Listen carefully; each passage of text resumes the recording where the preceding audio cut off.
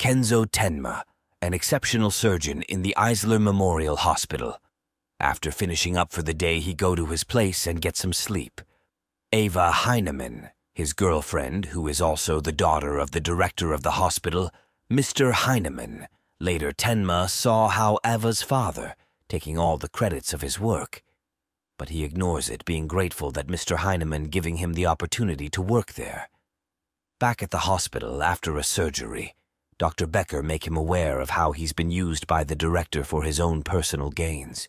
This woman in the hallways, she pushes him to the wall. She's angry because he didn't operate on her husband, and now he's dead. Apparently that day when he was about to start surgery on her husband, he was called upon on a different operating room by the chief by the direct orders from Heinemann to perform the surgery on an opera singer instead. Tenma regret his actions. When Eva tells him that people's lives aren't created equal, this struck a chord in him.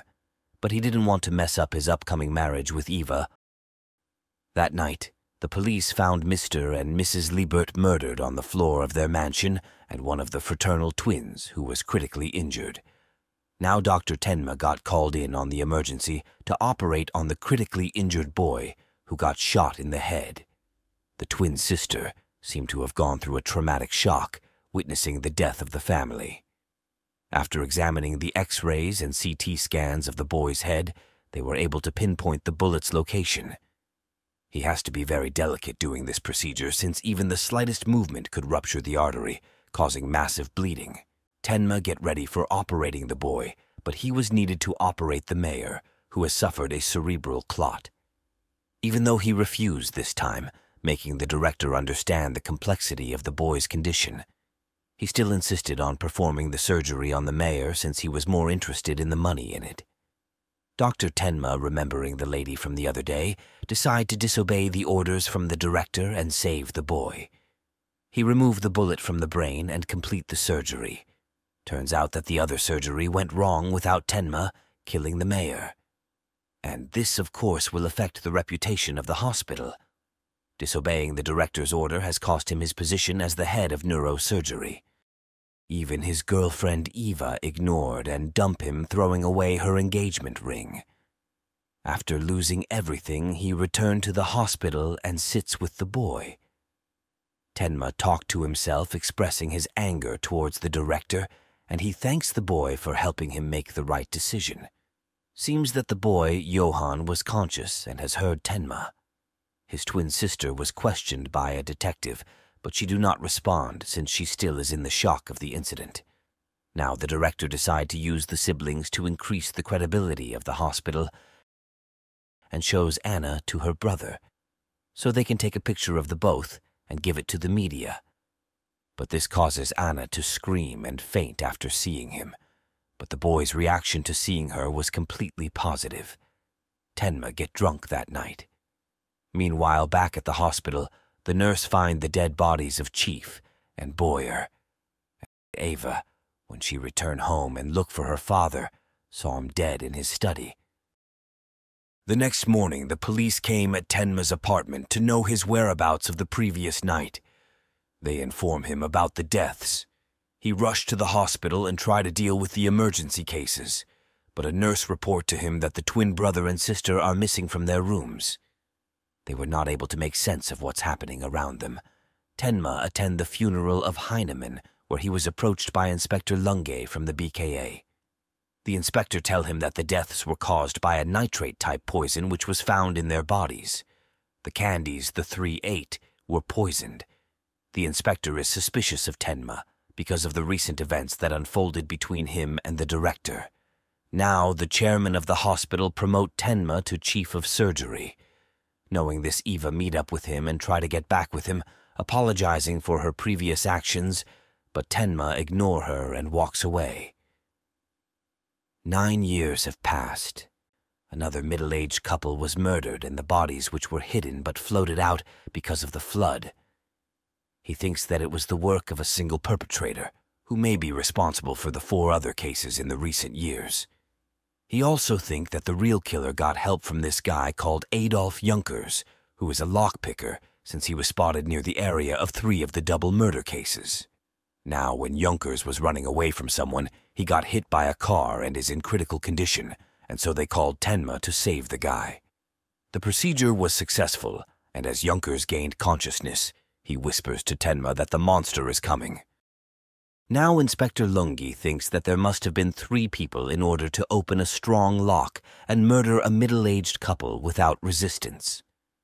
He tried to negotiate a plea bargain with Junkers, but in return he had to give up the name of who hired him. Junkers, who seemed terrified, started screaming. The inspector, before leaving, assigned a police officer to stand guard.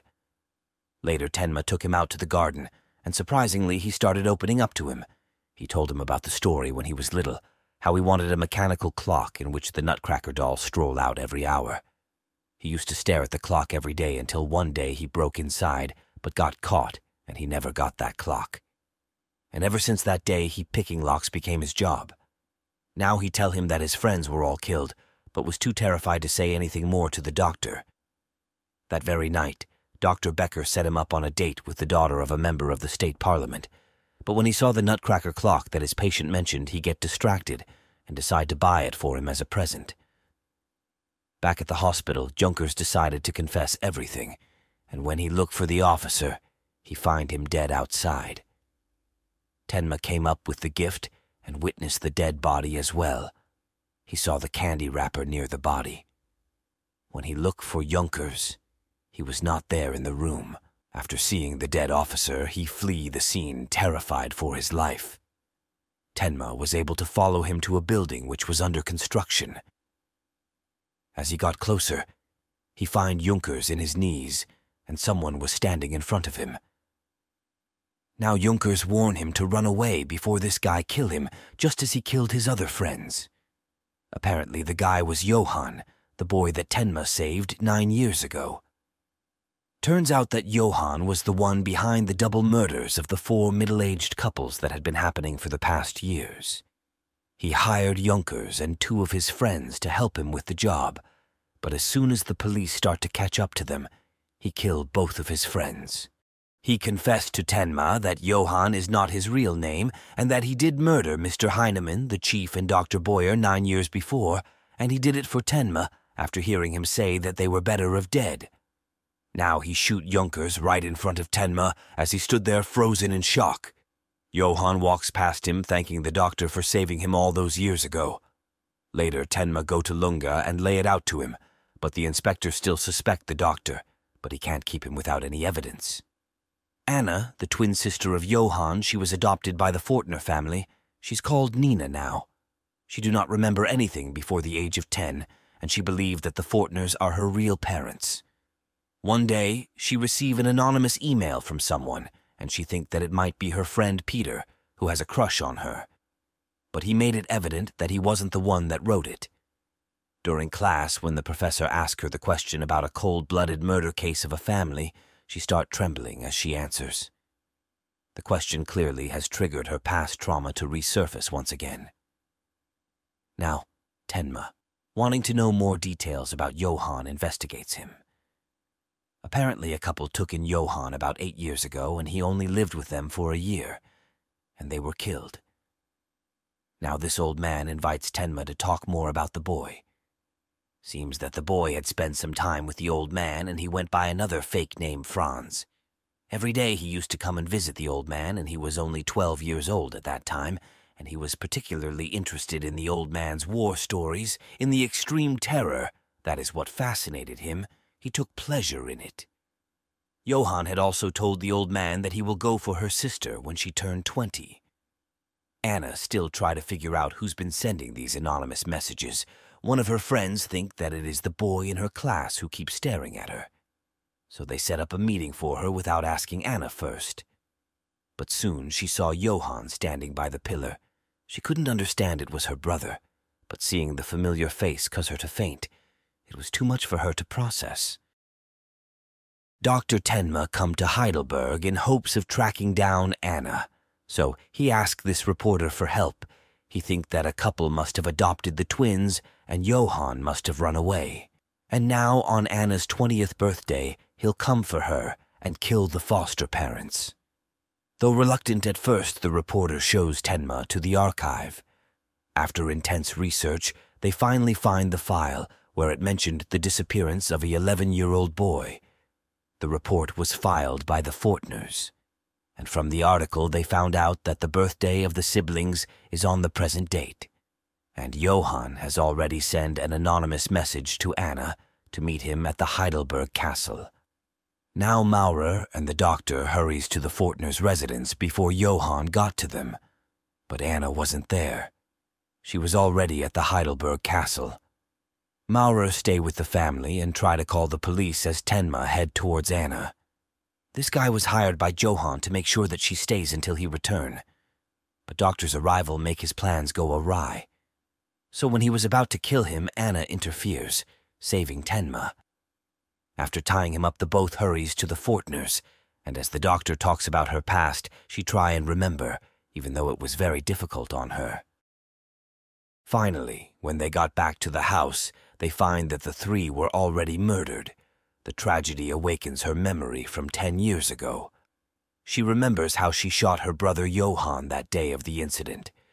She was sure that he was dead. Dr. Tenma said to her that he was the one that saved her brother. Now, they head toward the front door before her brother comes back for her, but 2 police officers were at the front door, and they take a look at the murder scene, and they took Tenma and Anna along with them. After a while, Tenma notices that the police officers are taking them far away than they should. He recollects them saying that they were there because they got a call. And there is no way that Maurer or the Foster made the call since the phone line was dead. There were no sirens when they came, nor did they wait for the backup to arrive to secure the crime scene before taking him and Anna along with them. Now, as they approach a roadblock, Tenma saw blood on one of the officers, which made him more suspicious. So Tenma with Anna step out of the car so that he can think and decide what he should do. But when one of the detective calls him doctor, he realizes that they were the enemy since he hasn't told them that he was a doctor. Tenma with Anna jumps from the bridge to the water before they were able to catch them. They took shelter in the woods. Nina said to him how after she and her brother crossed the border, and the couple who were nice to them dies soon after. Later, when they were taken in by Mr. and Mrs. Liebert, she discovered that her brother was behind all the deaths. She saw him killing the Lieberts in cold blood, so she picked up the gun aimed right at his head and took a shot. Asking her to stay put, he went out to see how things are looking for them. Turns out he was right about the officers. They were working with Johann. Inspector Lunge looked into the incident, searching for the evidence in the Heidelberg Castle. He was able to find Tenma's necktie, which Nina used to tie down the guy before they escaped. Anyhow, he was also killed by Johann. Now, when Tenma got back, Anna was nowhere to be found. She had left after leaving a message for him. Eva, still not over the relationship with Tenma, lives alone, drinking. Inspector come to visit her, shows her this piece of evidence, the necktie that he got from the Heidelberg Castle. This was a gift that she gave to Tenma while they were together. But she lied to the inspector that she doesn't remember this necktie and goes back to her drinking. Later, she go to meet up with Tenma at work, and it seems that she want to give the relationship another go. But Tenma wasn't interested, so she threatened him by mentioning the necktie that she gave him as a gift, and that she'll keep quiet as long as he do what she says. He still walks away from her. Furiously, testifies about the necktie.